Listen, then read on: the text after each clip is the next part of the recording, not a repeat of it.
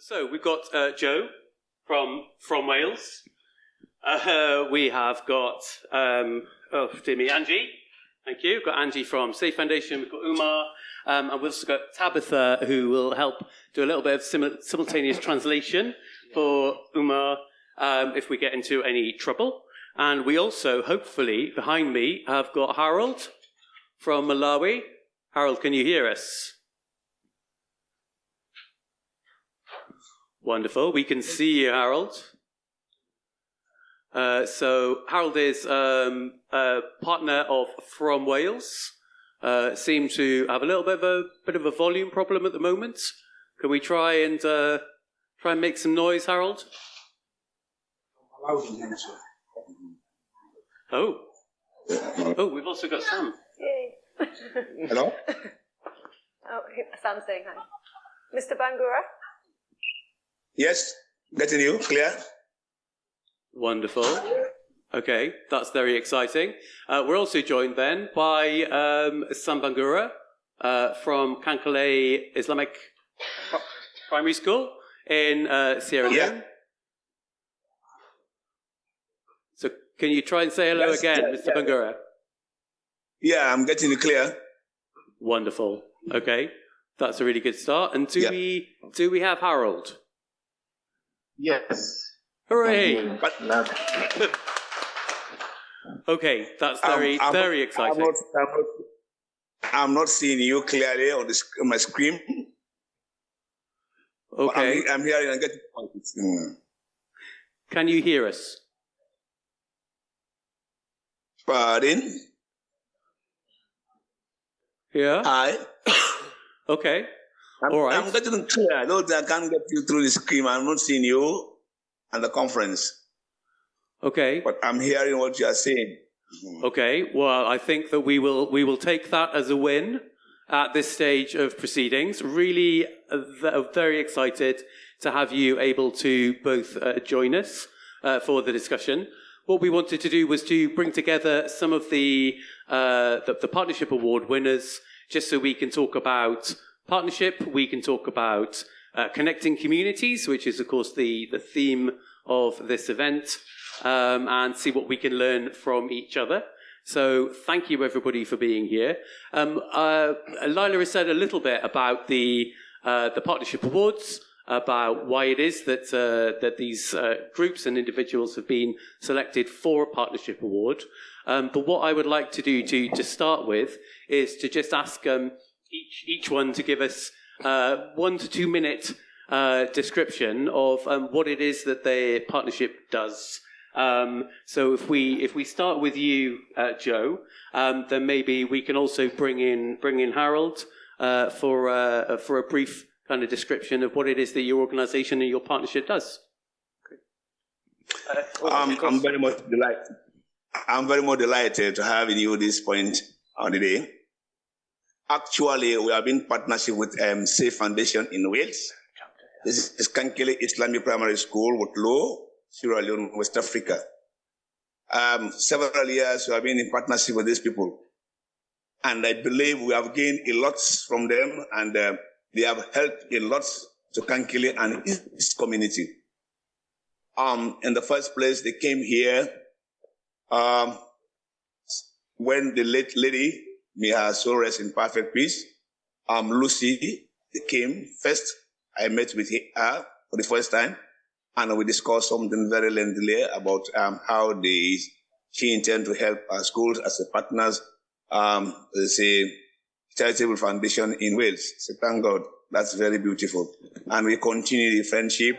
They visited us several times, and we discussed on matter relating to the development of our schools and the community. So they helped us in the first place. We are able to, about 25 of them came here, and we lived together for a week. We play ball together, we chat together, we discuss together, and we even eat together. We learned a lot. There are classes, they teach our children some values. Now some of the children are at the universities, some are in the secondary school yet. By and large, we experience a lot of good things from these people. they gave us a lot of assistances, like they are able to build us 5 classrooms with a library that we are now enjoying in our community. They also sent us a very large container, 40-feet container with assorted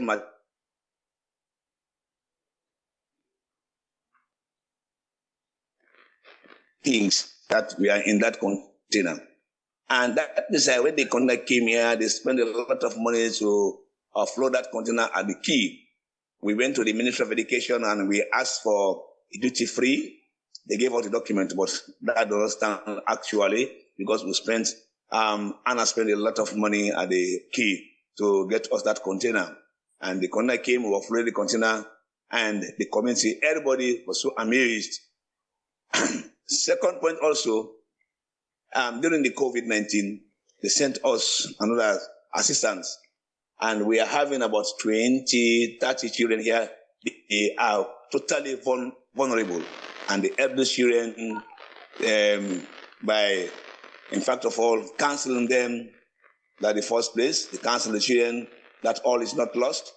And when they go, they send us some amount of money. Wherein we give them food. That's pictures. I send those pictures out.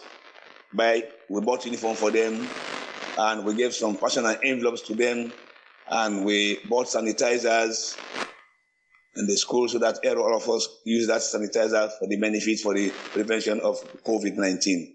A lot has been done with Wales Partnership in Kankaylay.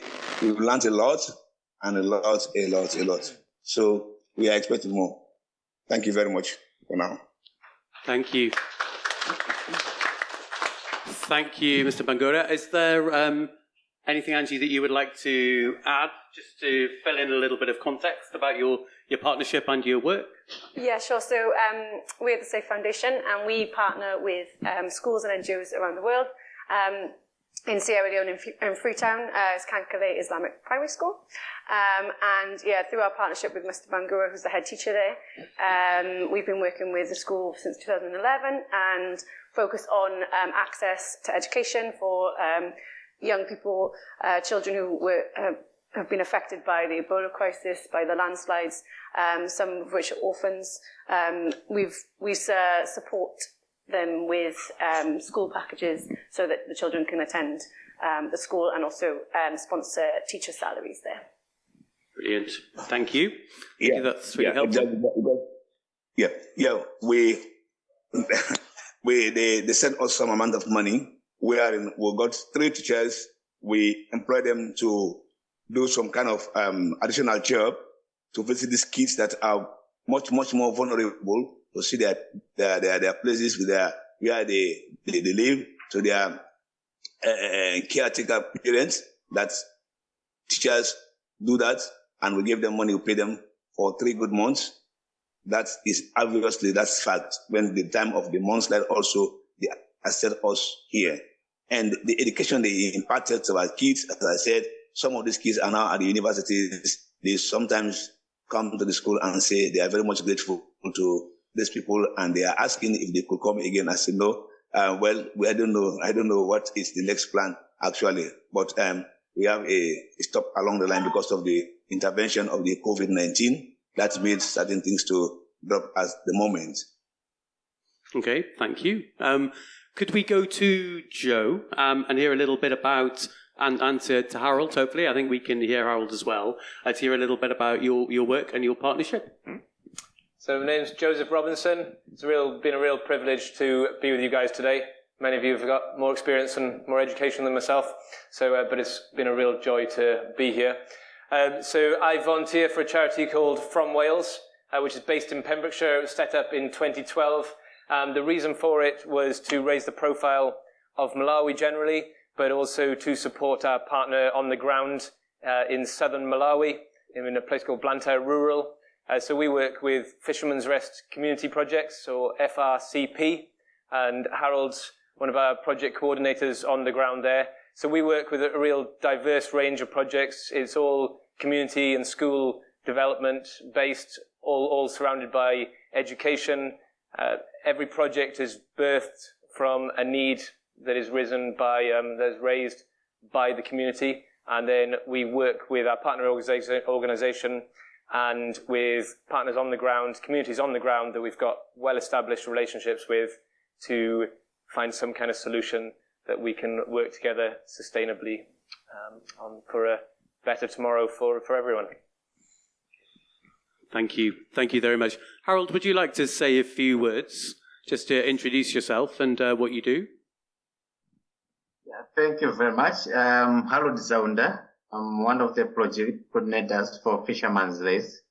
So as alluded by Joe, we partnered with a charity in Wales, from Wales, that fundraises and supports Fisherman's Race project in Malawi. Record them. Yeah, so as Fisherman's Race, we are well established with communities, offering that kind of relationship where we do joint implementation together with the communities and joint monitoring, and then there is efficient communication between us and the communities, where we are able to receive feedback from both ends. So in different facets of our projects, ranging from the WASH program, we are able to offer capacity buildings to the communities. So there is that kind of frequent interaction after the capacity building to ensure that they have sustainable water supply services.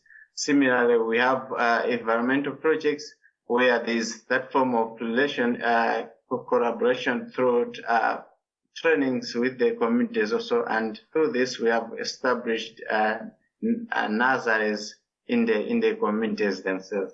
And similarly, in schools, there's also that kind of collaboration where we engage the teachers and the librarians in different schools that we are working, so that we can make sure that the libraries and the are efficient and they are working and they are servicing. They are serving its purpose to the learners, and then later we offer the handover to the schools themselves.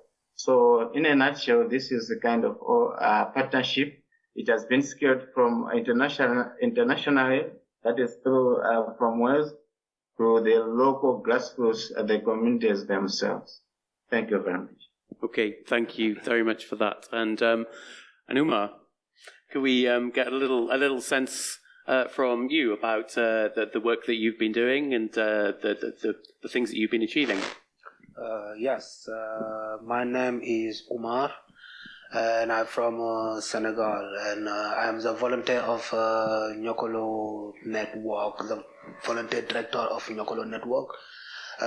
It's a basic charity resist in UK, but the work what we do is we are working with local community in Senegal, and what we do is we are promoting a sustainable development program to help them to have a good information what they need, good training, a basic training, and then we set up two groups. One is the association, the other group is Kankaylay production. They're doing local movie about the local problem, what they have about negligence of birth certificate, health, lot of things what they really can help them about have good life and good opportunity. That's what Niokolo Network do. Yes. Okay, thank you. And I need this, don't I? And so, yes, you've been helping to support people to get birth certificates and birth registration. Yes. Like I said, we set up two groups in Senegal. One is the association. The other one is the group who's making movie. What we do is Niokolo Network help them to have a grant and good training to achieve their own project. Like what we're doing now about birth certificate is help all the children around the community to have a birth certificate, to continue their education. Yes, and we are also doing a lot of projects about give them good information about how to make a birth certificate in the right way, in the right time. Yes. Okay. And could I ask you then, because this is the Partnership Award, and the Wales and African community is very much about partnerships between Wales and Africa. Just to ask, in your role as a volunteer, how have you been able to build partnership between Wales and Africa, and what does that look like? Yes, because I'm the right person to build the partnership, because I know the community who live in my countries, and I really what I do is just I coordinate the it's just is my English is je veux dire que oui, ce que je fais, c'est j'ai créé en fait la relation entre Niokolo Network et Campaign Production et Association Film, parce que je connais la communauté. J'ai organisé les gens que je connais là-bas. Déjà, d'abord, j'ai fait la sélection des gens qui ont la même vision que nous. Yes. That's something that's, yes. So I'm saying his role as a volunteer, it works well because he lived in the areas. So where we work, it's Niokolo National Park and the communities around there. And because Oumar worked as a national park guard there for 12 years, he knows the people in these communities. So in the first place, it meant that he knew the people who are within these other groups. There was already a trust built up between them, and he also could find people who he knew shared the same vision that we had and had the same way of working. Thank you. Could I turn to you then, Angie? As you won the actual the partnership award of the Partnership Awards. So a little bit about how does partnership work for you, and how do you? I mean, I think the panelists particularly noted how well you've involved different stakeholders and different people within the community in Sierra Leone. It'd be great to hear from you and Mr. Bangura about how that works and how that looks on the ground. Okay, well, yes, so we rely very heavily on our partners, on Mr. Bangura, on the teachers in the school. SAFE, as an organisation, we really believe in listening to the community, as Joseph was saying, and responding to their needs. So the partnership is essential to do that, and good communication. So over the years, that's taken different forms depending on what's been happening at different times. I think the actual connection was made with Mo, who was speaking earlier, who knew somebody who knew Mr. Bangura originally, and that partnership formed over time. We visited, as Mr. Bangura was saying, Lucy and Hannah have visited the site, made those relationships, and then over time we fostered that remotely, and also we've taken groups of young people from Wales, from disadvantaged backgrounds, over to the school to meet with the children there, and to add capacity to the school as well. So it's about listening to the needs of the community, adapting when we need to. We haven't been able to go for several years due to the various issues that the country's been facing with the Ebola epidemic and with the pandemic. And so during those times, it was communication with Mr. Bangura about what the needs were in the community there. So we sent food packages, and we also got told that the children were struggling with their mental health. So we funded training for the teachers to get additional mental health support training, and we got 3 counsellors out and about in the community visiting the children, who would normally receive a lot of support from the teachers during the school time, but obviously that connection wasn't there because the schools were closed. So it's about just listening really heavily with the partners who are on the ground, and trying to communicate the needs with people here in the UK so we can fundraise and provide that financial support. And could I ask you, Mr. Bangura, how does that look from Sierra Leone, and how did the COVID pandemic particularly affect that?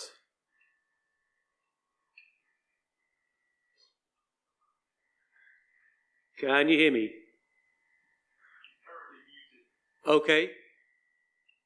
Maybe there's something going on in the background. So maybe if we turn to Joe and Harold and ask pretty much the same question, is how does partnership work for you?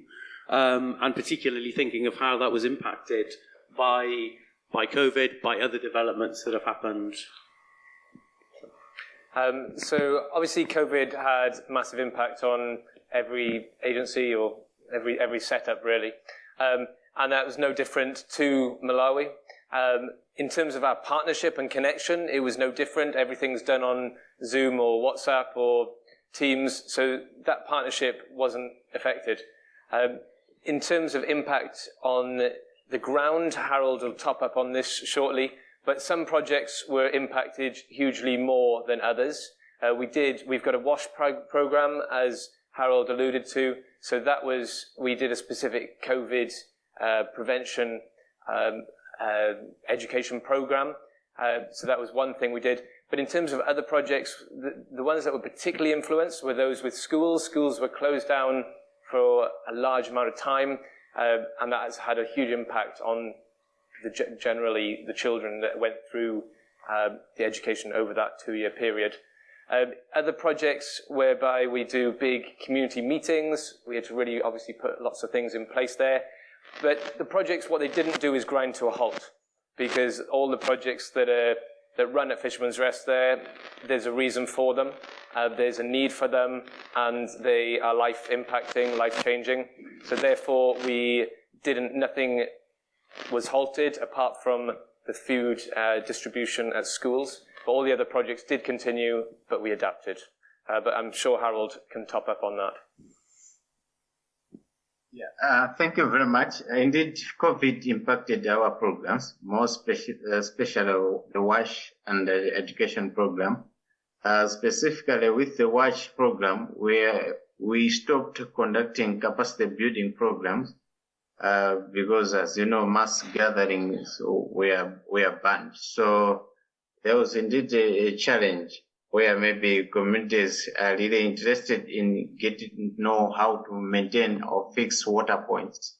But at the same time, we cannot offer that training or that capacity building to them because we are limited by restrictions. But still more, we are able to provide water supply by using our small members of the team to maintain certain water points. Because, as you know, COVID is also a WASH disease. We ensure that there is a sufficient supply of water into the communities. Thank you very much. Okay, thank you. Thank you very much. That's really helpful. I'd like to ask as well, Joe, about, because you won the Future Generations Award, which is really very much about understanding and taking on board the ideas within the Wellbeing of Future Generations Act, which was passed by the Senate, the Welsh Assembly at the time, and is really about integrating environmental, social, economic, cultural concerns and trying to tick all of those boxes. I just wondered, how your thinking and your work has progressed over the years that you've been working to take into account some of those concerns.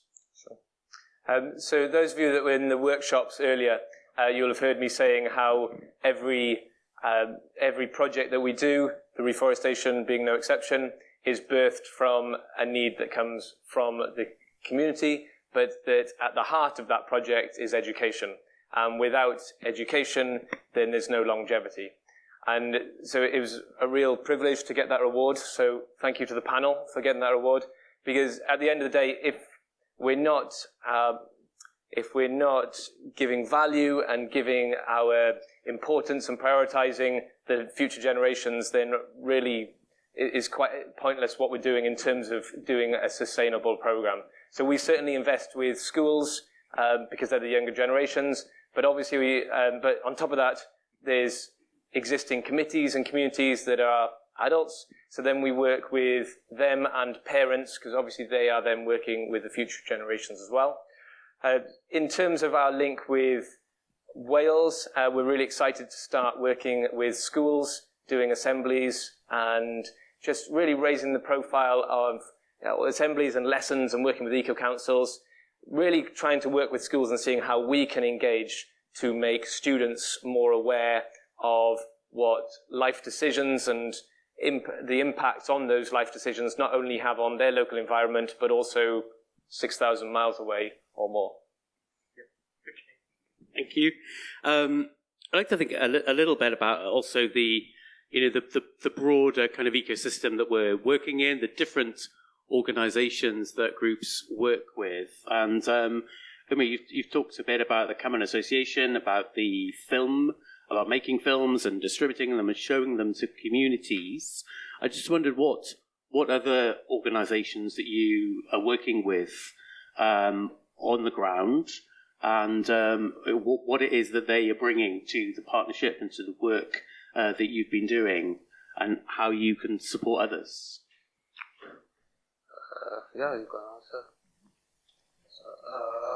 All right, okay. Yeah, it's just my English, sorry. J'ai compris. Yes, we work with local government and the mayor, the town council, and like I know a lot of peoples. He was in the government. Like when I was a park ranger, I knew a lot of people who have a good connection in the government and in the national park. And yes, and all these things help us to have a good connection with people that we work in. Yeah. And do you think it's important to have lots of different partners, lots of different organisations playing a role? Yes, because it's a bit different in my country. Because what we do, we are doing a sustainable development. Yes, we are doing something who gonna stay there, right? That's why I know in my country it's a bit difficult, because there are a lot of organizations who's doing development in the other way. They are not doing sustainable development. They just come in with a big grant and their prop idea and just their own idea and just propose that to the community. And we notice it's not good for the community. When we came, we understand the community who have to know what they want to do first, and how they're going to do it, and how long it's going to take them, and what is the benefit at the end. They have to understand all these things, yes, to achieve the project.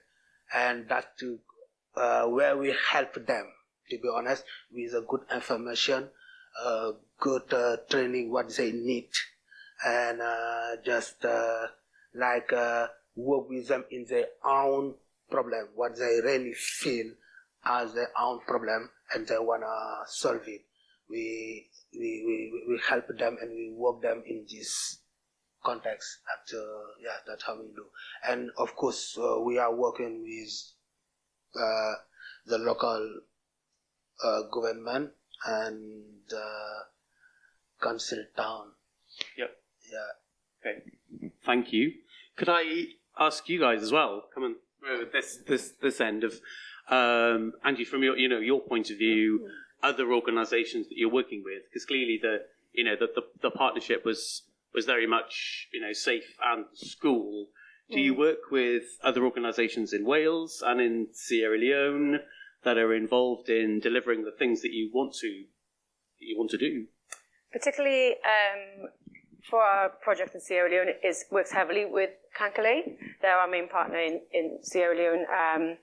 But here in Wales, the connections are made regularly between the young people that we support in Cardiff and Swansea, and connecting them to the community in Kankaylay, in Waterloo.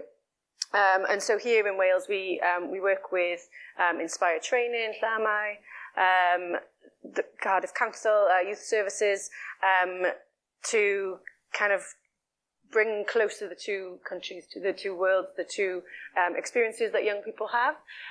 And so, yeah, our networks here are all about that kind of global citizenship feeling, that we're all connected, and that the things that we do in our lives here can have a positive or a negative benefit on people living around the world.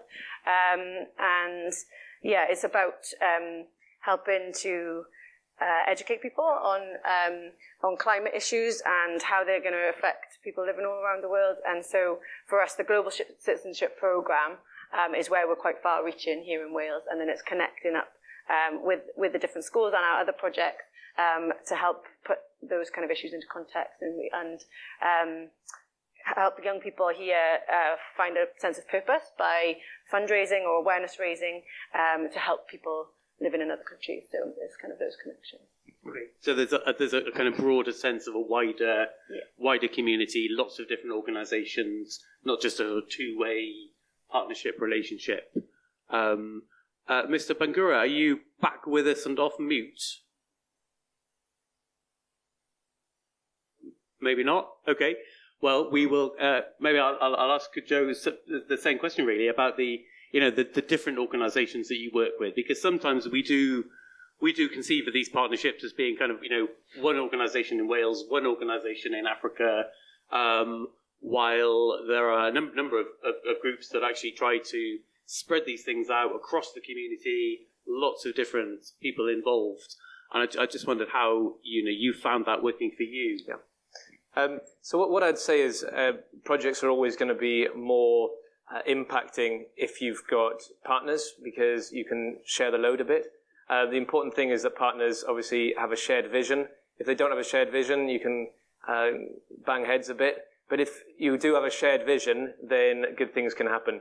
And I think Harold's probably in a really good place to share what partnerships and how we work alongside other charities and NGOs, and how we link up, particularly with the WASH program. There's a lot of connection with training and engaging with different charities. So, Harold, maybe you can pick up from there. Thank you very much. As alluded by Joe, we partnered with different agencies in Malawi and also outside Malawi. So these are partners who have the common goal with us. So most of the engagement is based on collaboration and capacity building. For instance, for the WASH program, we developed a database that monitors about 60,000 water points in Malawi. So through partnership, we have trained a number of agencies in Malawi, about 11, on how to use the database and how they can collect the data in the areas they are working in different districts in Malawi. So through that partnership, we are able to communicate effectively, offer support to each other.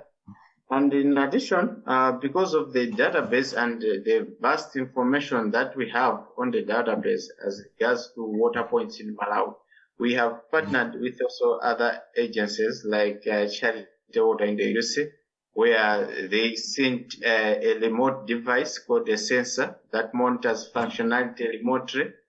And we have installed these in Malawi, about 800 of these, and shared about 50 with other local partners. So the aim is to reduce the downtime of water points so that functionality is improved and immediate action is provided to the communities. And we have also collaborated with other institutions like Dundee University in the UK, where we have partnered with on a water quality research program, and they offered and facilitated a lab at Fisherman's Nest, and then they offered capacity building to our staffs, and then our staffs on ground were able to collect data, analyze it, and then we were able to offer feedback to Dundee University on the test and analysis that we have done. So, broadly, this is the kind of partnership that we are doing. But it's only not to agencies and international agencies, but also to government. We are able to offer reports and do joint implementation with government and local government extension officers. Like, for example, the forestry program. We are able to do joint implementation with extension officers working in the forestry development. So the aim is to ensure that these projects are sustainable, where also government has got an upper hand. Thank you very much. Okay, thank you. I can see some movements on Mr. Bangura's screen. Are you with us, Mr. Bangura? Sir, I'm getting you. Yay! Could I ask you just to say a few words about how you would see your partnership developing in the future, and what are your aspirations for working together as things progress? Well, actually, I'm very much hopeful to see we further strengthen our partnership with Wales in Cardiff. By and large, we started this partnership in a very, very, very, very, very, very common way. We met in a very common way. But now you look at the partnership, what they have done to us, what we have gained from them, and a very, very, very, very large. Most of the community is now benefiting to some of these things here. As I said, I failed to mention one thing that they helped us here. Of course, not to distance future. I asked them to help us to improve our toilet facilities. And indeed, money was sent to us. And now I think I posted the pictures to them. We are now having the best toilets within the Western region as far as schools are concerned. So that's a very good help. Furthermore, I would like to see more things done in my community. For example, we have tried, but we have one major problem now within the school system.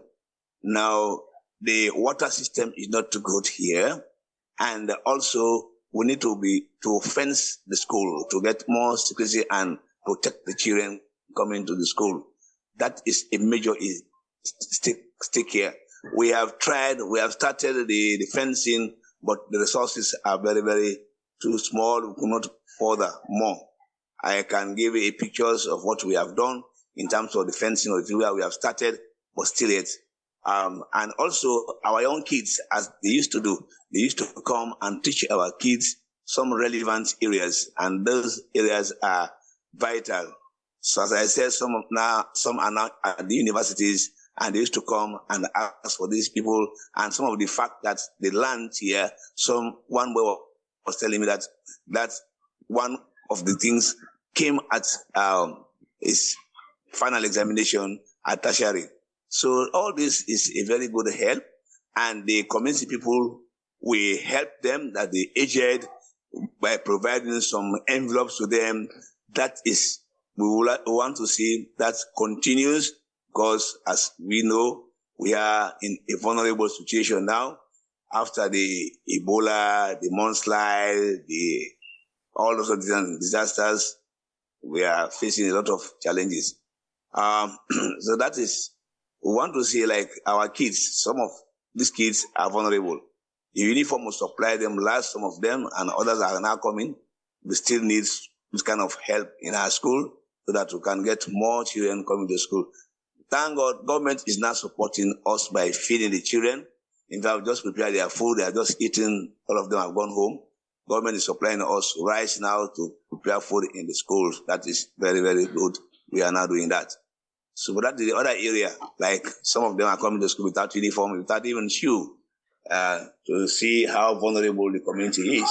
So I would like to say here that if we want to continue with the partnership, to ensure that these things, they help us to those things I just mentioned.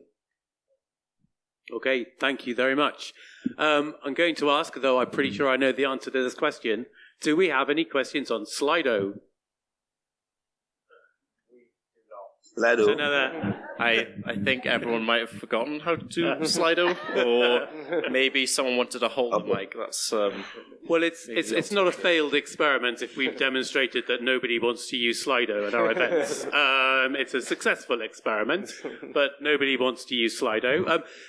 We've got a few minutes to see if there are any questions in the room. We clearly have more the kind of audience that likes to stand up and talk, but we can see, are there any questions in the room? Any burning issues or anything that anybody would like to ask? Aha! We have a gentleman at the back. So it's...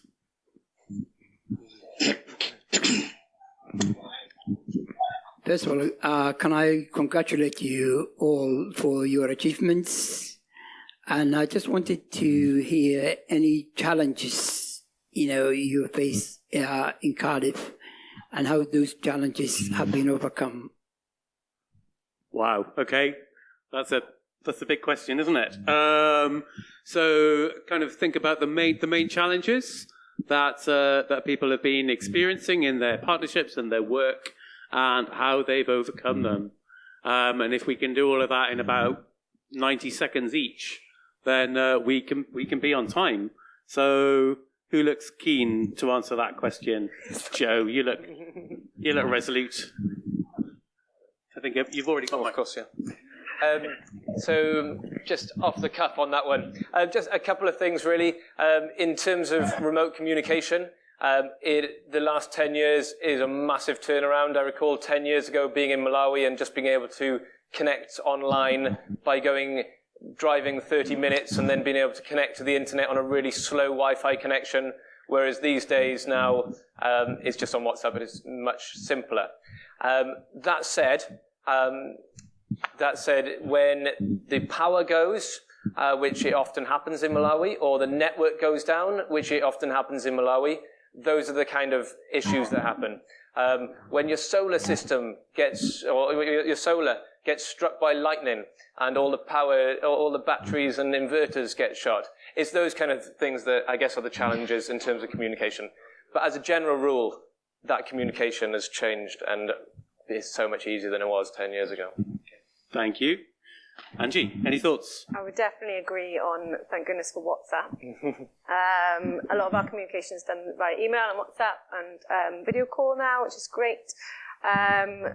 I mean, we've had challenges that everyone's faced with the pandemic, and as a small organisation here, being responsible for the support that we give to the school, and then also being in that crisis ourselves.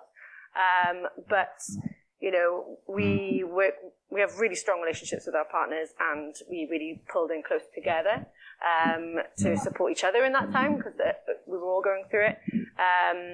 And we were really lucky for support from organisations even in this room, which kept us going in those times. New challenges now in this sector. I think we talked a bit about fundraising today. And obviously we're living in a cost of living crisis. There's new pressures coming in for our support, our supporter community. So storytelling is really important in our work for keeping those links strong between people living in Wales and people living in Sierra Leone, and also trying to find sustainable livelihood skills for our partners as well, for the families that we support and for the children. So there's ongoing challenges. We have to have networking things like today where we can learn from each other and keep those lines of communication strong. But yeah, it's always on to the next thing, really. Thank you. Oumar, do you have any final thoughts to end? Well, Lila's going to end the day, actually, but to end this discussion. You're talking about our challenges. Challenges and how to face them. Yes, we had challenges during the COVID times because we would like make a education movie about the COVID to help people to be aware about the the COVID, but it was a big problem to make a movie, during the COVID times. But our challenges is, after what we did is we use another app called Powtool, yes, animation movie, to create to create our movie to educate people about the COVID. Yes, that was the big challenges we had in the past. Thank you. Thank you. So lots of challenges. It's been really great to spend so much time with people today who are dedicated to squaring up to those challenges and overcoming them. I'd like to thank all of our panelists in the room, in Sierra Leone and in Malawi. Thank you so much for bearing with us. It's been a little bit technically difficult at times, but I think it's been a really interesting conversation. And I would like to thank you all for joining us. Thank you.